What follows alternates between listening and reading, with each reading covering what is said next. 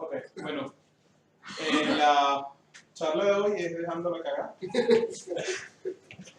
Yo tenía pensado algo totalmente diferente para el día de hoy, tenía pensado algo aburrido como paradigmas de programación funcional y algo más técnico, pero ayer pasó algo interesante con lo que sucedió en GitLab y me dije, oye, vamos a repasar un poco lo que son algunos errores famosos que uno puede encontrar en Google fácilmente y también convertir esto en algo más ameno, divertido y tratar de compartir aquellas cagadas que hayamos dejado nosotros en diferentes aspectos, por lo menos en la computación, no nos vayamos a otros planos, que yo creo que debe ser bien difícil. Bueno, buscando una palabra un poco más acertada para describir una cagada, yo creo que es un error. Me puse a buscar en la RAE y vi que error es una acción desacertada o equivocada, ¿sí? Entonces, nosotros a lo largo de nuestras carreras hacemos cosas buenas, pero también hay algo no muy bueno que hacer, que son acciones desacertadas o equivocadas y que también lleva a pensar en por qué hicimos eso. O sea, generalmente hay varios supuestos para llevar a eso. Puede ser que estemos en una situación de estrés que nos haga decir, oye, tenemos que lanzar esto, vayamos a hacer esto rápido, 3, 4 if y caigamos en un error. ¿Sí? Entonces, generalmente hay muchos errores también en desarrollo de software. Yo en estos días, o hace poco, Víctor, me preguntaba cuánto tiempo tengo aquí, tengo 7 meses y en todas estas charlas que han sido geniales, pocas veces hemos visto como la otra cara de la moneda. Entonces, yo creo que no estamos exentos de errores en el desarrollo, siempre están, siempre suceden. Yo creo que es una variable que siempre hay que tenerla. Luego nosotros hacemos testing para evitar en la medida de lo posible los errores. Detalles que este testing conlleva que hay que escribirlo y cuando tenemos que escribirlo tenemos que dedicar tiempo para escribirlo y entonces cuando empezamos a hacer el testing queremos ver cuál es la cobertura de esto. Entonces de repente tenemos un hotfix que lanzar y tenemos que lanzarlo y no hacemos testing de ese y así vamos dejando unas deudas técnicas muy grandes. Luego que ya sabemos que tenemos como premisa que pueden existir errores, sabemos que estamos haciendo algo para tratar o para que lo posible no suceda. La cosa es cómo manejamos los errores. Porque si sabemos como premisa, como axioma de que eso va a suceder, ¿cómo lo vamos a manejar? O sea, realmente tiene que haber, al menos en teoría, algún mecanismo para manejar esos errores, ¿sí? Y luego, lo más importante, que esos errores sucedan, sean subsanados, queda toda esa parte post-mortem para aprender de ellos. Generalmente los errores en cuanto a la computación son diversos, desde software, hardware y mala planificación, errores hasta mismo errores de usuario, pero a mí me encanta esta frase que dio Donald Knuth, era un famoso matemático el que escribió el arte de programar. Él dice que beware of bugs in the above code, I have only proved it correct, no try it. La historia de esto está porque hay un compañero de él que le pasa como 4 papers, ¿no? Entonces, él los empieza a revisar y esta es la misma persona que, por ejemplo, tenía como un sistema de recompensas con sus libros, que cada vez que alguien le encontraba un error en el libro, esta persona le decía, mira, hay un error, y él te devolvió un cheque con un valor de $2.16, o sea, un hexadecimal, algo bastante divertido. Entonces, generalmente nosotros hay que siempre como que suponer que hay siempre bugs que pueden estar. Y no es bueno tratar de siempre hacer un software que no vaya a dar este tipo de errores, porque es muy difícil hacer un software que no dé bugs, que no, nosotros mismos no introduzcamos bugs de una forma consciente o inconsciente también. Entonces, muchas de las cosas que nosotros decimos, y que es lo que estos todos han sido, que he escuchado yo aquí en Lemon, y son demasiado lo que decimos para tratar o de disipar ese error o tratar de buscar alguna explicación que en ese momento que sabemos que hay un bug, no sabemos por qué diablos pasó. En estos días escuché, no, yo no creo que eso pase y pasó. No voy a decir, pero pasó y fue divertido. Este es demasiado bueno, me encanta para mí. Oye, pero eso funciona en mi máquina. Lo hicimos a producción y crashó, pero eso funciona en mi máquina. Esta es quizás la favorita de nosotros. ¿Estás usando Explorer? Le preguntaba, ¿estás usando Explorer? La de TimeFlow, esta la queremos patentar, ya vamos muy encaminados. Eso de ser caché, la borraste. Y por último, debe ser un problema de fallo. Entonces, más o menos una recopilación que yo he podido escuchar acá. Una muy personal está en extranjería. Por si acaso, o sea, si no me encuentro. Bueno, ahora sucede el error y ¿qué va a pasar? O sea, si ya les tengo aquí como 10 minutos tratándoles de poner la idea de que nada va a ser perfecto, de que van a suceder errores, ¿cuáles son aquellas cosas que yo creo que debe haber a la hora de que suceda un error? Primero que nada, información clara y transparente para los afectados. Eso es lo primordial. Sucede el error, hay que asumirlo, pero a su vez no se puede uno escudar y que el cliente o aquella persona, usuario del sistema, no sepa qué está pasando. Realmente, a niveles corporativos muy grandes, tú puedes tener una excusa de primer nivel que estamos trabajándolo para solventarlo. Yo tengo un problema en Intel que yo fui a recargar por alguna razón el 1 de diciembre, el 1 de enero. Me quedé sin saldo, entonces recargué y había una promoción muy buena si recargabas desde la página, desde la app. Entonces yo agarré y dije, wow, nada, voy a recargar y me van a dar el doble de la recarga. Entonces, justamente lo hice como a eso de las 2 de la mañana, algo así. Entonces hice la recarga, compré las bolsas que yo uso y después como los 2 días veo y tengo todas las bolsas repetidas. Y me quitaron el 80% del saldo en eso. Entonces dije, wow, es un error del sistema. Empiezo a reclamar porque, bueno, obviamente no me voy a poner a pelear por lo que en teoría es la oferta, por lo menos lo que me quitaron.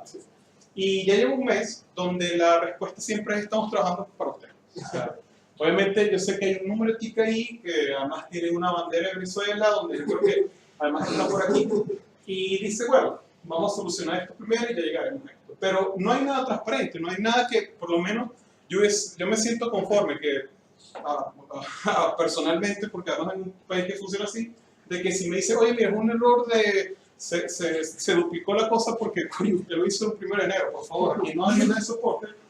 Entonces, oye, ya, déjalo así. Yo, ok, espero 3 meses y no tengo ningún problema. Pero no vino esa información clara, a contrario de lo que sucedió ayer.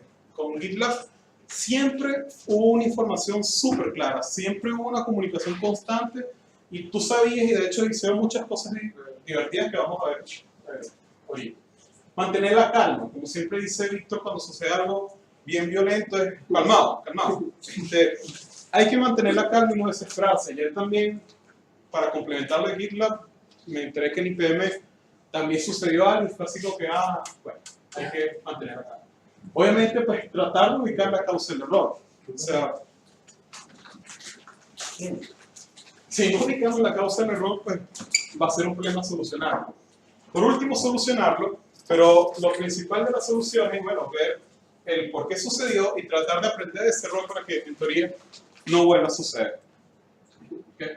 Entonces, es típico de lo que sucedió ayer. Ayer sucedió algo con GitLab bastante interesante. Este es quizás el tercer proveedor de repositorio, no sé si sea más grande o con más usuarios de Bitbucket, no lo investigué, no sé si también haya data de eso, pero el detalle con GitLab fue algo muy curioso, porque o sea, ellos mismos publicaron en Twitter, creo, lo volamos una data en producción, fue borrada, y eso tú dices, wow, o sea, pasa esos niveles, también puede pasar aquí, pero ojalá que no suceda. Pero básicamente el resumen general de lo que sucedió fue ayer es que todo empieza con un poco spammer, creando muchos snippets con lo que vendría a ser los gits de GitHub. Y eso empezó a colapsar porque obviamente empezó a crecer la data y lo primero que ellos hacen es bloquear esa fuente, no borran todo lo que fue creado. Entonces lo que hicieron fue bloquear los usuarios, los bloquearon por IP y luego fueron inactivados. Empiezan los sysadmin a tratar de hacer varias cosas, entre una de ellas empieza a hacer un backup. ¿Okay? Era tarde en la noche y obviamente estaba cansado, había uno solo que ellos ponen, esta es la página donde ellos lo ponen Team Member 1. Bueno, sí, pero ¿sabes?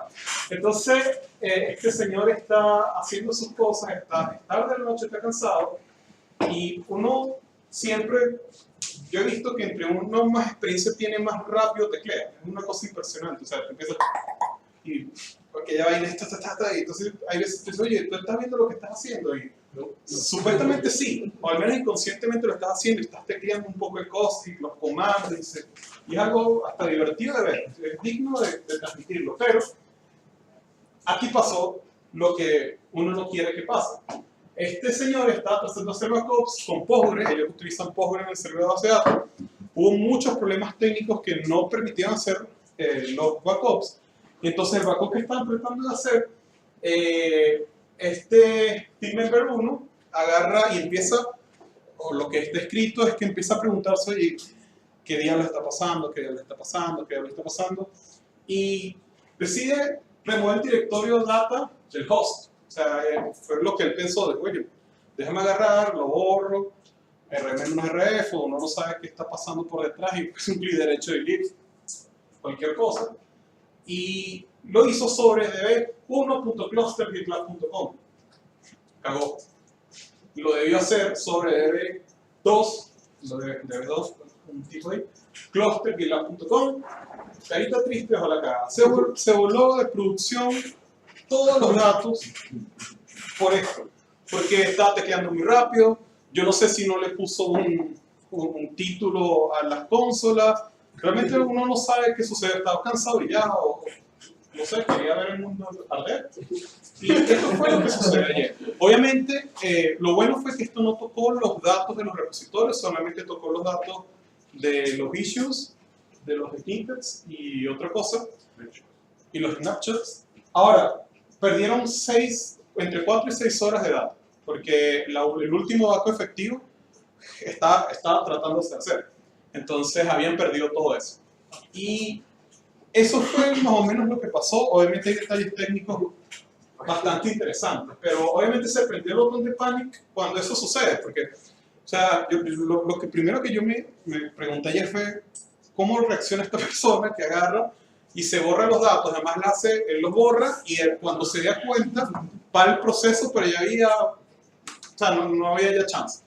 Entonces, obviamente, la forma en como ellos reaccionaron fue genial. O sea, a mi juicio fue muy buena, porque fue transparencia de toda transparencia. Es decir, cometes un error que a esos niveles, o realmente a cualquier nivel, es grave. Estás borrando una base de datos de producción muy violentamente sobre el host, hiciste eso que no debería en teoría pasar. Pero ellos dijeron, bueno, asumimos la responsabilidad, esto hay que solucionarlo. Alguien agarró y dijo, coño, vamos a calmarnos. Y hicieron algo divertido que fue empezar a streamear todo lo que estaban haciendo. Entonces tenías aquí el chat donde la gente iba opinando y tú podías ver cómo ellos están supuestamente de lo más calmados. Yo de repente vi cómo se ponían de todos los colores, pero iban diciendo qué sucedía y además se convirtió como en un foro también. Había una comunicación constante por todas sus redes sociales, o sea, aquellos afectados estaban siempre en conocimiento de qué estaba por lo menos sucediendo. Es decir, no había un, oye, estamos trabajando y algún banner diciendo estamos trabajando para ti, sino que simplemente iban publicando constantemente lo que hacían. Crearon un archivo donde iban diciendo los avances y los dejan detalles técnicos de lo que estaba sucediendo. Eso también fue muy positivo porque tú, en un momento de desesperación que de repente tienes que hacer algo con el cliente, nosotros que no ocupamos eso, pero supongamos que en ese momento lo estuviésemos ocupando es, bueno, esto está caído, pero entonces déjame ver qué está pasando, o sea, como te hacen parte de la solución. Obviamente es como, es como cuando tú estás jugando Play con tu hermano pequeño que no sabe mucho de la vida y le das un control que no está conectado. Eso es más o menos lo que hicieron, pero eso está bien. Tienes esa ilusión de que, oye, puedes opinar, oye, ¿no crees que, no sé, tienes un archivo de hace 2 horas? Brother, no, pero por lo menos tienes esa sensación. Y creo que eso fue algo muy positivo. No había yo visto, por lo menos, y lo muy poco que investigué, si había sucedido algo parecido en una catástrofe así. Pero fue bastante interesante. Entonces, yo creo que un error pasa por todo, a todos. No sé, yo me imaginé esta conversación en YouTube. Del líder técnico que le dice al Junior, que es como para mí el pasante, y le dice, oye Junior, Y y C nos dijo que pusiéramos un contador en los videos. Me parece que es importante traquear eso. O sea, quiero ver cuánta gente ha visto esos videos. Entonces el Junior dice, ok, voy a crear el contador con un entero consigno. Entonces el líder le dice, no, si hay un video que lo ven, ponte, 2.000 millones de personas, ¿qué va a pasar? No creo. De pana, no creo. O sea, ¿quién va a ver? O sea, ¿qué video va a tener una aceptación de 2.000 millones de vistas? Pasó. Esto pasó, este infame video de este coreano bailando que se hizo viral, pues llegó al límite máximo del entero soportado por la base de datos de YouTube, que fue un entero consigno. Y el detalle de esto, que mantuvo YouTube durante un tiempo abajo, es que ya había sucedido algo parecido. Entonces no se aprendió de un error, porque esto ya había pasado en Twitter hace mucho tiempo computacional, es decir, cuando habían celulares que se rompían en dos y tenían una cámara, un startup, ¿se acuerdan de esas cosas? Eso pasó como en el 2005, yo estaba estudiando en la universidad, se cayó Twitter porque el ID de los tweets llegó al máximo y les pasó igualito. El ID era un entero consigno, entonces el profesor de la base de datos de aquel entonces empezó, oye, no es que eso en principio tuvo que haber sido un entero sin signo y después unos 64 bits, y esto pasó en el 2011, 12, no estoy seguro, pero les pasó y ya había pasado a otra empresa grande. Entonces, hay otros errores que han sucedido en informática que son relativamente famosos, pero el detalle está en cuál es el impacto que esto tiene. Cohete de la Agencia Espacial Europea explota por un error en el modo de gestión a los 37 segundos. Después de toda la investigación, el software encargado de la gestión del despegue, El internet ya ahí tenía mala pinta. Crashó y el señor explotó, haciendo, obviamente, pues, todo el problema que eso conlleva. Ahora, ¿qué pasa cuando tienes dinero? Inclusive dinero que no vale nada, pero que de verdad toca dinero. A una empresa de inversiones, Night Capital, un error en sus sistemas hizo que sus computadoras compraran y vendieran acciones sin supervisión. O sea, se gastaron $500 millones en media hora, porque simplemente alguien programó mal el Chrome, básicamente. O sea, no debió dispararse el proceso, se disparó, las acciones cayeron, obviamente la reputación de la compañía se fue a la mierda y listo, un error de computación, un programador o alguien tuvo la culpa de nuestra gente. También hay errores de integración. A mediados del 2012 empieza la fusión de American Airlines y USA Airways. Y nada, es típico problema de esto donde yo tengo 2 bases de datos y las necesito unir todas. Entonces, vamos a hacer un integrador. El día que salen a operaciones, como ya una sola empresa, no pudieron despegar los aviones. O sea, simplemente se quedaron todos en tierra porque hubo un error en el sistema de operación de esta línea aérea. O sea, estos sistemas de operación son absolutamente complejos porque llevan la logística de todo. O sea, desde el despegue hasta cuáles son los tripulantes y estos tripulantes dónde se tienen que quedar, si tienen que hacer noche o no. Entonces, seguro que dije nada, seguro de esas bases de datos de Microsoft, no hay problema. Ahora, lamentablemente también los errores se llevan vidas, no solamente dinero y reputación. Lamentando mucho siendo me tocó, fue difícil porque hubo problemas informáticos en máquinas de radiación oncológica en varios países de Europa, principalmente en Francia y Reino Unido, donde estas máquinas calibraban mal la radiación que le tenían que hacer a estos pacientes y wow, simplemente o los terminaban matando por el exceso de radiación o empeoraba la situación que ya tenían. O sea, iba por una simple radiografía o bueno, medicamentos, creo que eso no es correcto, pero el detalle es que empeoraba la situación de los pacientes. Esto pasó desde el 93 hasta casi el 98 para que se dieran cuenta. Obviamente los pacientes no morían de una vez, pero morían por algo. Entonces, ahora de mi propia cosecha, en que yo le he puesto. Una vez me mandaron a hacer un reporte y era una tabla muy tonta y empecé a hacer un zoom donde por alguna razón el Word siempre era true. Y bueno, o sea, confiaban en mí y los pagos, ese reporte hace unos pagos y los pagos se hicieron con mucho exceso. Obviamente, ahí fue donde yo comprendí lo difícil que es un error porque involucra muchas cosas. Uno, tu autoestima, o sea, te deja por el piso. Luego, las cuentas bancarias quedan en el piso en una y abultadas en otra. Y luego los problemas fiscales. O sea, hay problemas fiscales ridículos que yo dejé con esto, que fueron casi un año de abogados. ¿Perdón? Eso porque maneja el petróleo No, eso ahí no se me da cosa. Pero bueno, eso es un Excel que lo tienen los rojos y listos. Por eso se cayó el... No, y puede ser un cigarro. Por eso estoy aquí.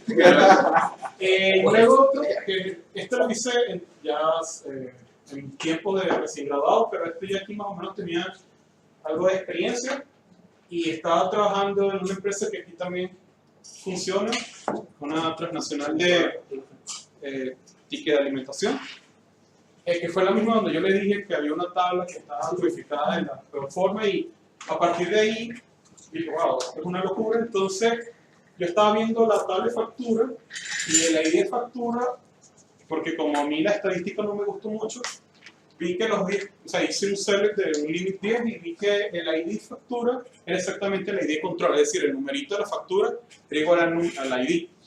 Y dije, nada, listo. Pues la primera cena, no creo que cambie. No creo, de pana no creo. Y bueno, no fue así. Porque me dieron los primeros 10, que eran cuando había empezado operaciones en la empresa. Y nada, entonces 15.000 facturas correspondientes a un mes de facturación, que menos mal que estas eran liquidaciones, no habían sido impresas fiscalmente, pero bueno, ahí la dejé bien buena porque por lo menos no se imprimieron, o sea, el rollback fue relativamente fácil, pero la cagada fue gigantesca. Entonces, nada, esto fue una de las que yo por lo menos he lanzado, que han sido varias, pero estas son las más bonitas. ¿Cuándo se dieron cuenta? Lo más divertido fue que no se dio cuenta la empresa donde yo trabajaba, tampoco el departamento de sistemas, sino la gente de administración de la empresa. Parece SOEX, Acro Service. Se dieron cuenta y dijeron, oye, pero es que estos números de factura ya fueron pagados. Pero, ¿qué pasó aquí? Esto fue pagado en el año tal. ¿Ya qué pasó aquí?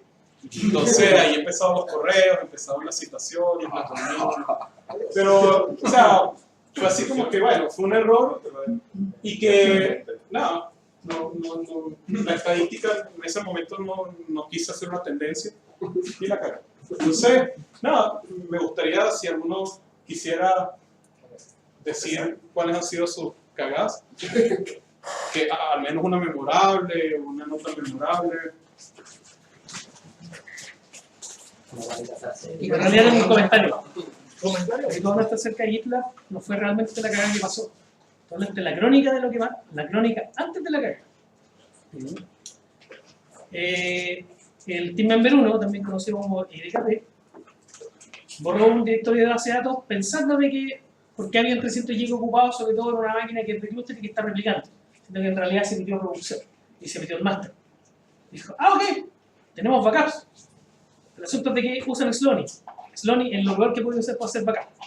Segundo, los otros backups que tenían eran todos en batch, ninguno documentado y nadie sabía cómo funcionaba. Tercero, tenían 6 meses que no sabían en qué estado tenían los backups. Cuarto, cuando empezaron a tratar de recuperar los backups, YP empezó como enfermo a llamar al resto del equipo. Y no contestaba a nadie. Cuando empezaron a responder el teléfono y se dieron cuenta de que tenían absolutamente todo el problema con Postgres, ahí es donde dijeron, ¿sabes qué? Matemos el servicio. Entonces estuvieron corriendo casi una media hora, 35 minutos más o menos, donde la persona más miserable del planeta es YP o Team Member 1. Y de ahí donde trataron de lo que yo digo, lo que hicieron de transparentar eso, para mí es control de daño. No es transparencia cuando tú asumes qué tan mal funcionáis. Porque estás diciendo, ok, nosotros cobramos o tenemos un servicio que es gratis, pero lo tenemos funcionando como lo es. Eso es malo. ¿Sí? Si pasa, por ejemplo, a alguien, y lo cual tú conoces, tú empezáis de vuelta a la cabeza y te decís, ok, si nosotros estamos trabajando con una cuestión más o menos parecida, ¿cómo podemos hacer de que funcione? Eso es experiencia. El asunto es que cometer errores es natural. El asunto de que la experiencia es lo que a ti te ayuda a no mandarte a la cagada. Entonces, el asunto de que es comunicable. Eso es el comentario. Sí, Yo nunca quise decir apoyar lo que hicieron, pero esa parte como de, no sé, PR que hicieron me pareció buena. O sea, obviamente... Eso es cuestión de años. Exacto, pero obviamente no resalce lo que hay detrás. Es lo que en la comparación con el que estamos trabajando y claro. Ahí colgado. Claro, lo que pasa es que le estamos trabajando con ustedes es efectivamente una frase en la cual tú entregas a la persona para que se quede tranquila. Ahora, el asunto de control de daños es cuando tú decís, ok, hagamos full disclosure de todo lo que hicimos, de todo lo que nos pasó y de cómo se concretó esto. Eso es un control de daños, siendo que podéis decir, ok, tuvimos un problema con la máquina de datos, la base de datos de producción, en este momento estamos tratando de reconstruir con algunos de los backups, tuvimos algún problema en el pasado, pero estamos en eso. Dale. El resto es peor. Yo creo que igual el efecto de eso es porque al final realmente sus clientes, o hagan o no, es como tienen esto que como que les va a gustar. Si hiciéramos lo mismo, viéndole al abogado, les daría exactamente, nadie lo pescaría.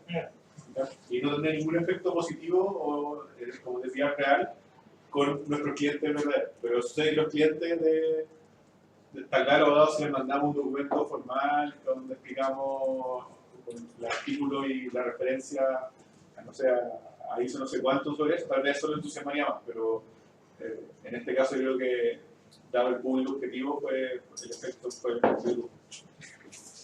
Quizá el hecho de poner un ejemplo, cuando uno hace un pedido al extranjero y viene navegando, no sé, o por los mares o por los cielos o donde sea, uno siempre necesita un número de traqueo y va revisando dónde va. Para serte sincero, es probable que la página donde tú compraste dices que bueno, va a demorar, no sé, un mes que llegue, pero uno inconscientemente pesca el número de traqueo y empieza a ver dónde viene. Es una weá así como estúpida. Pero eso de cierta manera te deja tranquilo cuando el tipo dice, el paquete dice, bueno, salí del correo de allá del país donde te compraste y lo chanté en el container, no sé qué, y viene un avión o el barco, ya lo mismo, pero eso te deja tranquilo. Yo creo que si hiciéramos la misma analogía hacia los usuarios, en el contexto de perfecto, me dijiste hay un error, lo ingreso en nuestro sistema, acá dentro tenemos nuestro propio flujo, no sé, Jira, Sender, la que sea, y de alguna manera transparentar el flujo que nosotros tenemos acá dentro hacia afuera, como si fuera un sistema de traqueo, ahí también les dejaría más tranquilo. En el tema, por ejemplo, tengo un ticket de hace un mes. Yo llamé por teléfono, mandé un mail y dije, tengo 100 errores. ¿Y en qué va? No tengo idea. Tendría que volver a llamar a soporte tendría que preguntarle a nosotros en caso de que eso no esté en su diario de vida, por ejemplo. Quizá una forma de transparentarlo de ellos fue eso, el hecho de que voy a dejar de alguna manera tranquilo a los usuarios porque el sistema está abajo, porque las otras empresas cómo lo manejan con el status page. Sí, es un mecanismo, o sea, de los sistemas en general, una charla antes que es súper buena, que vieja, que dice, que se llama Lo que los clientes quieren. Y explica un poco la historia de Starbucks y como Starbucks es antes de lo de ahora. Starbucks es como los clientes primero necesitaban materias primas, después necesitaban productos, después servicios, después experiencia. Pero después de eso, que es lo que te provee este tipo de empresas, después de experiencia viene la sinceridad o la honestidad. Y eso es lo que busca como el cliente, el último cliente. Es que eso le da credibilidad. Claro, claro. Y bueno, y eso, como hace 6 años atrás más o menos, ya estaban investigando sobre lo que las personas buscaban en realidad como consumidores. Y de ahí sale todo esto de las páginas de estatus, de buscamos cómo hacemos el café, que no es solo la experiencia de tomarlo. Eso, bueno, pero que lo cagas. Ah, que lo que video. Ah, sí, que cagas. Las jefes están haciendo. Me acuerdo uno que no fue a Andrea, pero fue un compañero que está como encargado de mandar un mail de marketing. Y ya, porque luego hizo el mail, lo probó, ¿cachai? Había unos textos que no estaban definidos. Se puso así como ASDF, pura cosa así. Y después los cambió. Nunca los cambió. Mandó la weá con puro ASDF y weá así, ¿cachai? En el azul.com. Eso ya fue, lo da lo mismo. Pero después durante el día, la gente en Twitter, bueno, empezó a hacer unos picos, la verdad. Así como los buenos poco serios, mandan pura CDs, la weá, pero nadie pensó que iba a ir así. Todo el día mandando comentarios mal onda a la gente de las redes sociales, oye, igual que fue de nosotros, pero enfurecido, así rojo a la cara. Y casi que fue la primera. Sí, casi muere de hecho, y fue como, la versión fue divertida, pero también por lo mismo, después nada, total, no fue después, y no está solo. ¿Respecto a ¿no? Porque no como tal lo que me da la misma ubicación. También. Yo con el video una, de Gran Games, con Kubernetes. O sea, es grave, pero no fue tanto porque en verdad nadie sabía. En un momento, tú puedes comprar y tenéis crédito, entonces tú puedes descontar de lo que estáis comprando plata. Entonces ya hicimos la cuestión de todo. Lo que no nos dimos cuenta es que entre medio nos piteamos una variación. Entonces, no recuerdo si fui yo exactamente, pero yo me acuerdo que tuve, por lo menos tuve revisado ese código. Y nos piteamos una variación en la cual, si alguien, por ejemplo, ponía en un campo que estaba escondido atrás el valor y ponía 0, a mano, se saltaba golpe, obviamente, y tú podías comprar algo en 0. Y por detrás igual era difícil darse cuenta porque era más factible si tú tenías crédito, podías comprar, entonces que no tenías que pagar. Pero esa cuestión fue, y estuve un par de semanas hasta que haciendo pruebas de otra cosa, fue como, puta la weá, espérate, no estoy validando que alguien, no estoy validando que la suma entre los créditos que ocupó y el valor de lo que estaba tiene que ser un valor mayor a 0. Pero por lo bueno, alguien compró. No, después yo me puse a revisar y en verdad nadie alcanzó, pero era la técnica. Fueron un par de semanas nomás, así que. Y el público objetivo no era el. Ah, no, espérate, y me acordé ahora hablando de público objetivo y cosas, tengo otro. No sé si fue un error, pero fue alguna mala decisión. Internamente, el sistema interno de Kubernetes también, la administración de los dígitos y esas cosas. Cuando se partió era poco, entonces yo no le puse ninguna seguridad interna. Si ya metiste tu usuario y contraseña, está ahí adentro, y internamente yo no puse ningún tipo de permiso muy poco, o sea, hay unos permisos, pero eran muy así, no está. Y tengo el caso que yo nunca pude, o sea, no era comprobable en un juzgado ni nada por el estilo, pero tengo el caso de un vendedor que falsificó cupones.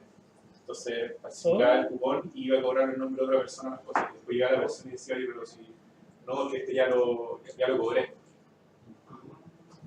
Y me empezaron a cobrar las cosas. Ese fue más grande y fue grave porque fueron para millones de pesos perdidos. En Groupon pasó, bueno, mi hermano lo explotó muy bien. Tenían un error de validación también. Estos tipos cuando tú recomendabas a alguien que hacía una compra, algo por el estilo, te daban un crédito de 5 lucas. Y eso era como recursivo. Entonces tú podías ir recomendar, y así ibas ganando tus 5 lucas. ¿Qué pasa? Mi hermano lo que hacía era, como Groupon no validaba el correo, generaban miles de correos, se registraban, lo único que requerían era tiempo. Registraban correos, todo, ellos mismos se auto recomendaban y se registraban. Y después uno compraba y se repartían las 5 lucas y esas 5 lucas iban compraban. De hecho, eso mismo también le pasaba a Grupalia, un gallo de Monadic, y mismo Grupalia haciendo eso. Porque le pasó como que se dio cuenta que no valían correo y empezaba a hacer eso. Imagínate, mi hermano trabaja o trabajaba en soporte de un hosting. Claro, era entre todos ahí. Toda la área de soporte hacía eso. No, de hecho, nosotros varias veces almorzamos gratis. Porque habíamos un cupón de comida por ahí cerca allá y el buen que tenía en la cuenta donde estaba todo, que era un huevón, compraba como Esta prueba. Mi profesor de la universidad, que el curso se llamaba cuando nos estaba enseñando que era un get y que era un post, nos contó que un alumno suyo estaba comprando por Falabella y se dio cuenta que el precio de la bicicleta que estaba comprando no estaba pasando por get. Bueno. Así que puso un 0 en la dirección, puso enter, le salió la suma, tenía que ser mayor a 0, así que le puso un peso. Enter. Muchas gracias, su compra está siendo despreciada. Le llegó la bicicleta, llamó a Falabella y dijo, bueno, en verdad quería probar esto, esta usted no la pague, por favor devuélvala. Falabella se entera, le hace un juicio. Y el profesor tiene que ir a declarar a favor de él, diciendo que los monos que hicieron esta página pasaron el precio por get, y que es básicamente, no sé cómo lo comparáis para que los abogados entiendan, ¿cachai? Fácil, pero avanzar.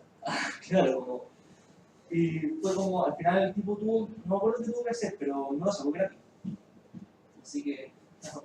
Una muy buena onda, así como que. la webcam para casa. De hecho, cuando estaba con problemas también se me cuenta eso en la tienda online de Sennheiser, de los audífonos y todo. ¿Ya? Y un buen compró un audífono así, igual de, no sé, de 400 lucas en nada, 20, ¿cuál es el mínimo de WebPay? Ese, porque la base no funcionaba, entonces fue el mínimo. Y el gallo como que lo compró, lo hizo para ver si pasaba, y pasó. Y al tiro llamó y dijo, oye, por si acaso, ¿verdad? Tienen un error, acabo de comprar la cuestión. Y lo vale como agradecieron y todo, y nunca le dieron de vuelta al audífono. Ahora después cachamos y fue un tiempo, volvió a probar y la buena no había arreglado nada.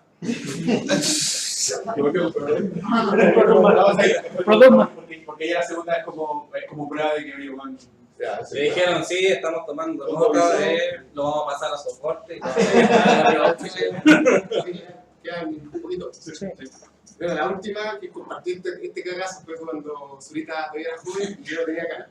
Estábamos trabajando para IMED y estábamos modificando un archivo de configuración en producción. Los abogados nos dieron cuenta que después de guardar el archivo de configuración de producción, quedamos apuntando a la base de datos de pruebas. Guardar, ¿sí esto? Vamos a trabajar como a las 2 de la tarde en ese entonces y después nos llaman de IMED diciendo, oiga, pasa algo raro en los folios. Son más chicos de lo normal. Qué raro, revisando, conche su madre. Eran como 600 licencias que estaban guardadas en la base de datos de pruebas. Dijimos, paremos el servicio, lo bajamos, me acuerdo en ese momento, y la única manera que teníamos de traspasar la información de una base de datos era manual. Zurita, péscate esta 100 y esta 100, empecé. Eran las 11:30 de la noche, nos quedan, no sé, 600 más todavía. Ya, chúpalo, bueno, hagamos un strip y pasemos todo. Listo. Levantamos el piso, incluso nos llamó Pablo Izquierdo, que era el dueño de ella. Y dijo, no, ya está todo solucionado, todo el cuento, ya, bacán. Al siguiente día nos dimos cuenta de que esas buenas habían pasado por un proceso. Tuvimos como 2 semanas hablando del cagazo de 1 minuto. Yo sé que cortarla cuando Ignacio lo quería hacer. Cuando no, esa era de iglesia. Fue buena semana. Oye, ya estamos justo en la hora. Sí. Bravo.